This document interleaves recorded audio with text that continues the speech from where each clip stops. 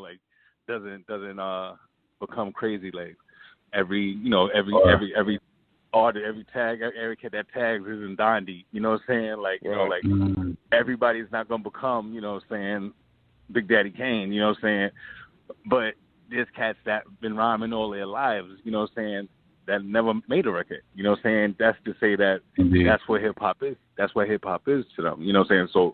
So that's what hip hop would have been to me, regardless. You know what I'm saying? Like I feel like I would have had rhymes regardless, just because it resonated like that with me. And you know, I just was fortunate to really have a little bit of luck. I think a little bit of luck is necessary for me to become friends with the Native Tongue. You know what I'm saying? For me to, I literally bumped into my partner Lawnge, you know, walking down the street of Manhattan. I had finished high school before he did, so we had met in Carolina. My senior year, I was in Sanford, North Carolina, where I met Lawnge. And years later, I'm back in New York, and we literally passed each other on the street of Manhattan. Like, that's how we got back together.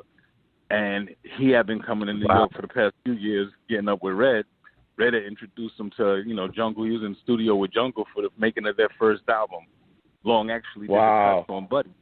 Lawnge did the cuts on Buddy. Like, you know what I'm saying? Like that's crazy. Like he was really around cats, you know, before even I came into the picture. Every summer, he would come up to New York and get with Red.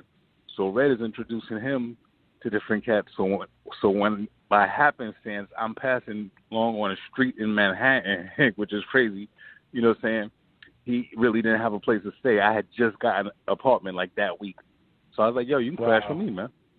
And when he came, he bought his equipment, you know what I'm saying? And he started introducing me to cats that he was around, you know what I'm saying? Like we're introducing each other to each other's friends, so to speak.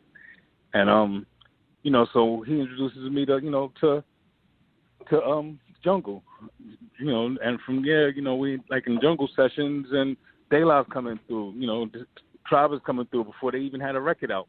You know what I'm saying? Like, you know, so it was like I was, and, you know, like I'm kind of coming from hustling a little bit and what have you. Like after I got out of school, I kind of was doing a few different things. I got into a little trouble here and there, but, you know, I was definitely in the streets a little bit. And so I kind of had a walk to me away from the music that, you know, really spoke to me just being a, you know, like a thorough New York City kid, you know what I'm saying? And so when I meet them, you know what I'm saying, it was like, you know, like it wasn't like I wanted anything from them. So we got a chance to be friends just because, you know, it wasn't like, you know, I was stressing anything. And, you know, like we was all just kind of cool on the strength of our personalities.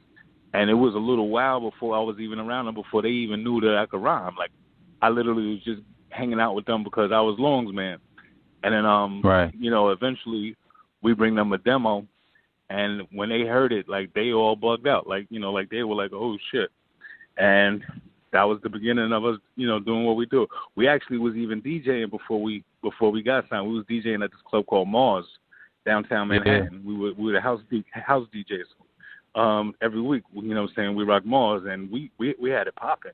You know what I'm saying? So that was dope, like, to see our names on flyers in New York before we even had a record out. You know what I'm saying?